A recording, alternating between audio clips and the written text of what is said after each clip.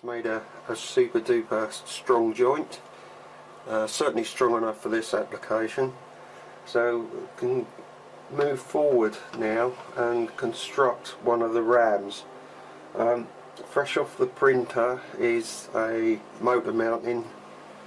So this is like the formula that I've settled on to mount these little N20 motors.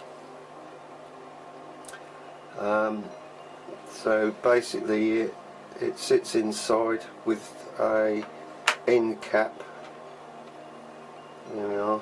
So the end cap sits on the end. So I've got two M2 holes in there that's threaded.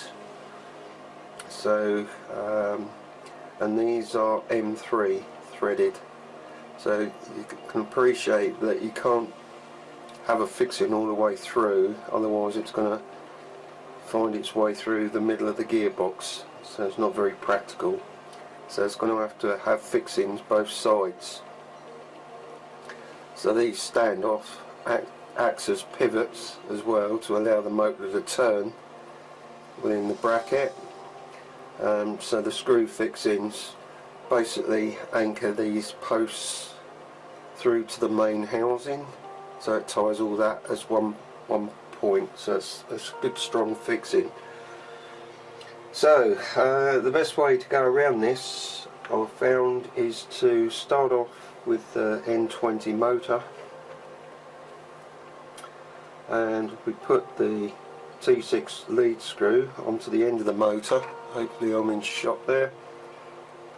Making sure that the grub screw is lined up with the flat of the motor, so we can push that right on and then tighten him up. So just get the driver on that. I'm sort of kind of doing it at arm's length at the moment, and it's not easy.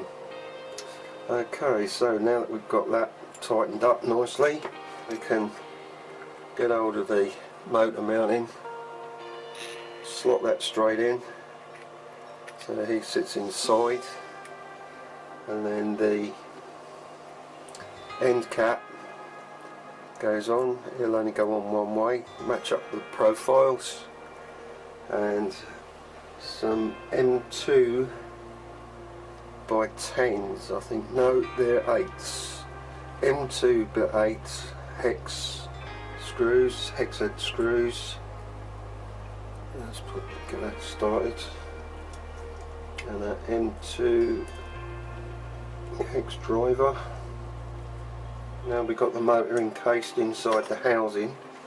So there's a little tiny bit of play, but not much. It will move slightly. So that now can slot onto the end of the ram. And which way are we going to use it? We'll use it that way for a minute. So we've got the motor on the end of the ram, and there's the screw thread sticking out the top, and we can screw that part on top of him. There we are.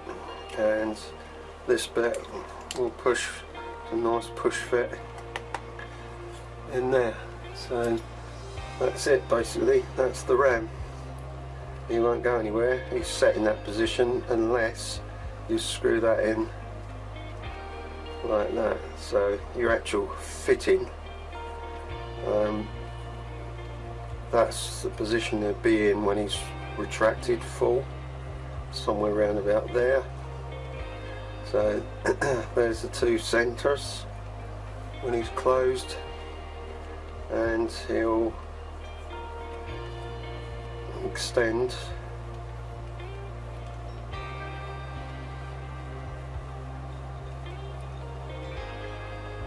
out that far. So it's quite a distance that he'll actually travel.